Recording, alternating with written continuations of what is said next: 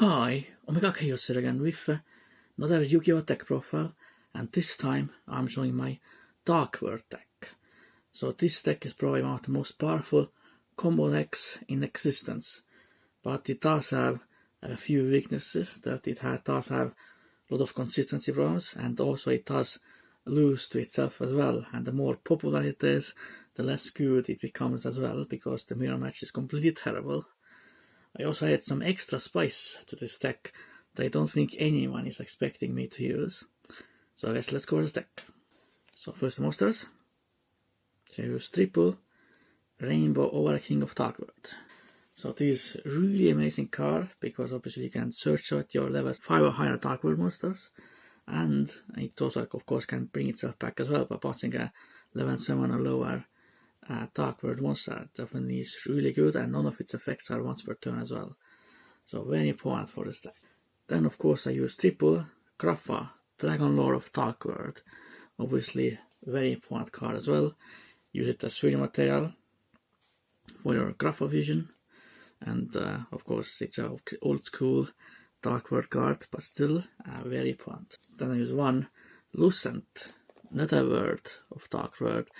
It's very important for a special spicy combo in this deck, because obviously if you stay at this card by a opponent's card effect, you can summon a phantom monster to either side of the field. Then of course I run 2 Silva Warlord of Dark World for the hand loop. Obviously it's really broken. Obviously some people want this card to be banned, but I don't think so, because Dark World isn't exactly the best deck right now, and even if this would get banned, it still has a lot of other broken strategies. Then I use triple Kenta, Gateman of Dark World, another very important card, because it searches out your Gates of Dark World, which is a very important card in this deck. Then I use triple Snow Unlight of Dark World, which of course is very important because it searches out any Dark World card.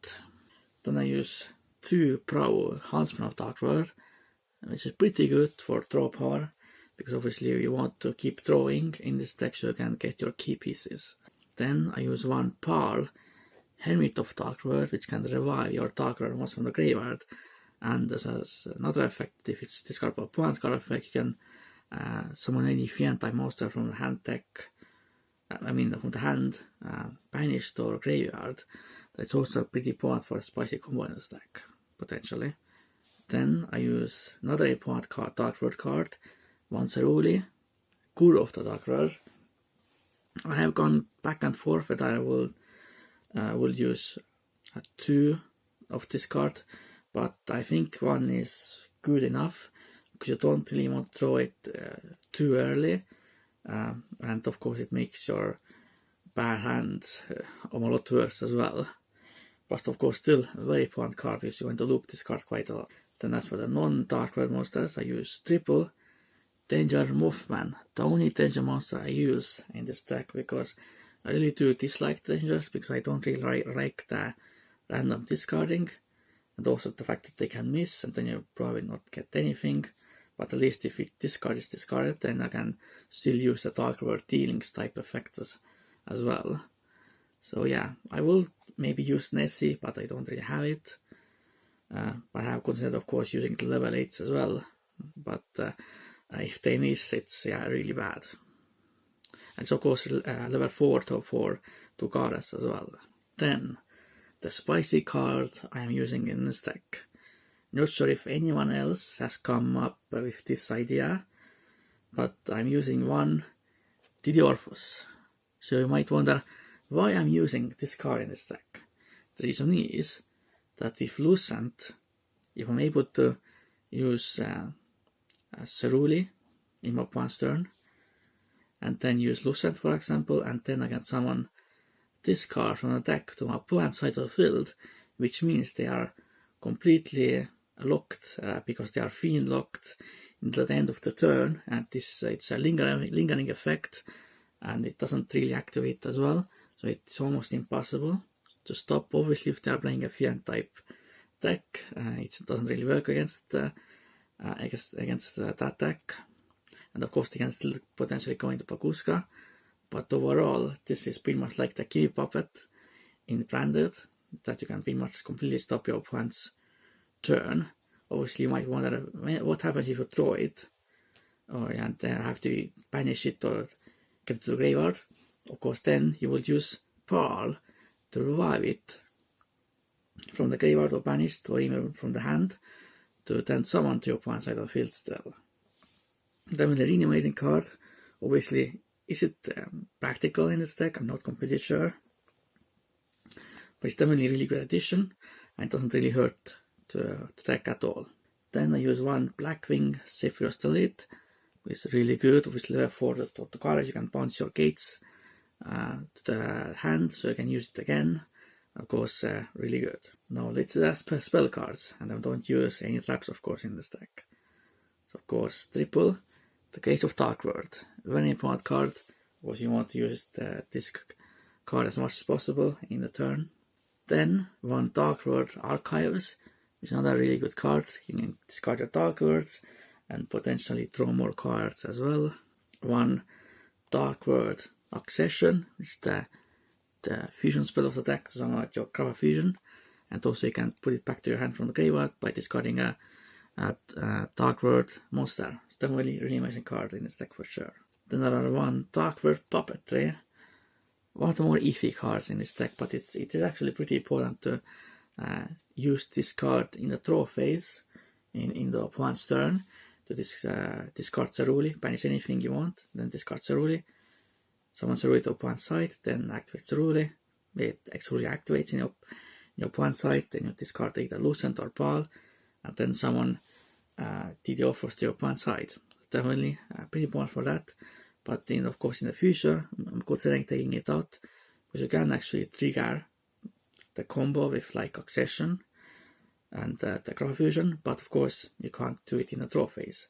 So I'm definitely considering my options, but this card is definitely really bad to draw in early game, because it can be a bit dead. Then of course I run triple Dark World Dealings. Obviously a lot of Dark World players are not using this card, but I think it's actually pretty important, because otherwise you draw a card and then discard anything you want. But of course, sometimes it can help the opponent, but I think it's still pretty good. Then of course I run that one card destruction, which of course it's really broken in this deck.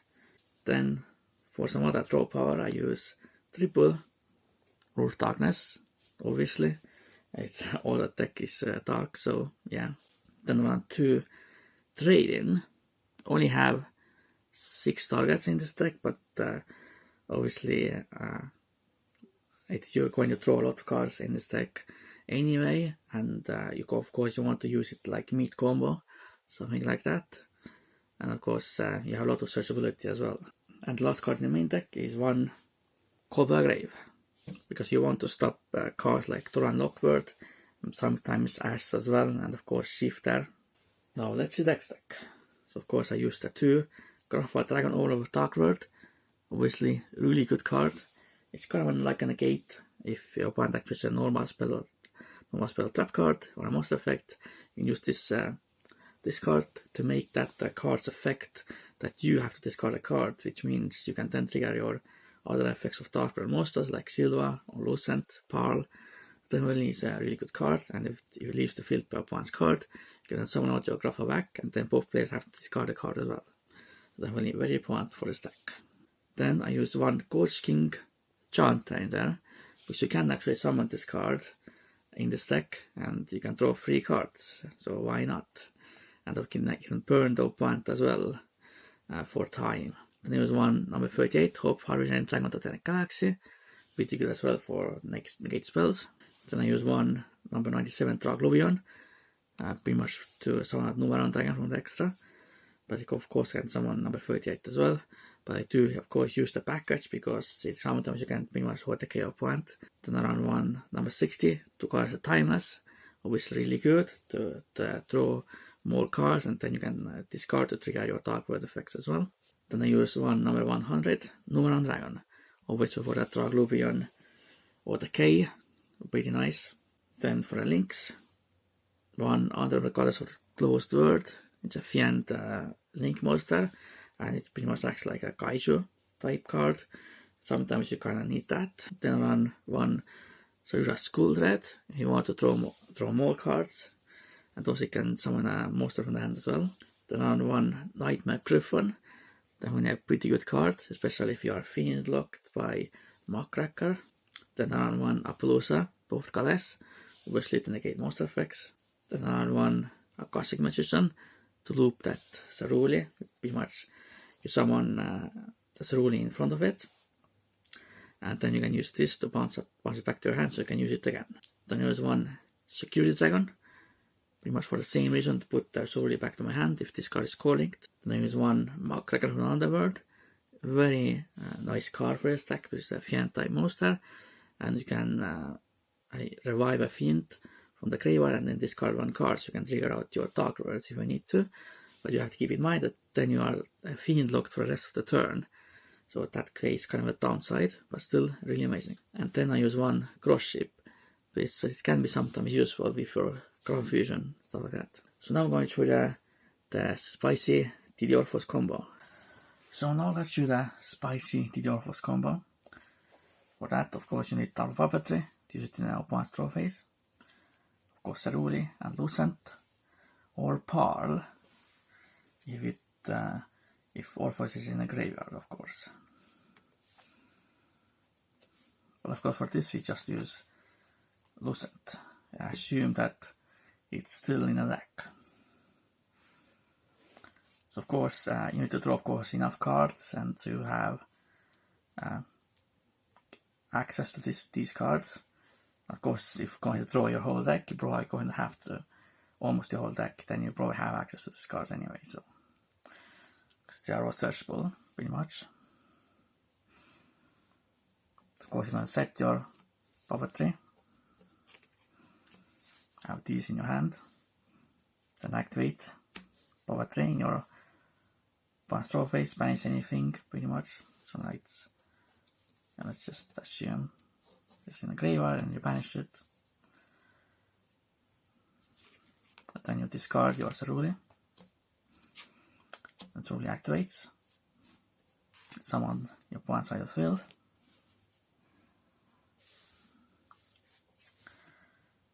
Then Ceruli activates. And then you discard the Lucent. Lucent activates. You can summon itself back. But also it's going to summon out DD ORTHOS on your opponent's side. So then they won't be able to do anything anymore.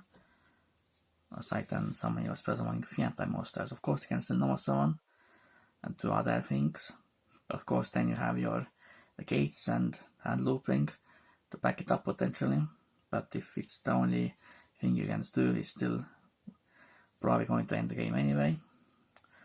So this is pretty much it. I guess the other combos are pretty much dependent on RNG, more or less. So I hope you enjoyed this spicy Dark World deck profile. I'm definitely going to improve this deck as time goes on. So for now, goodbye and OMEGAS out.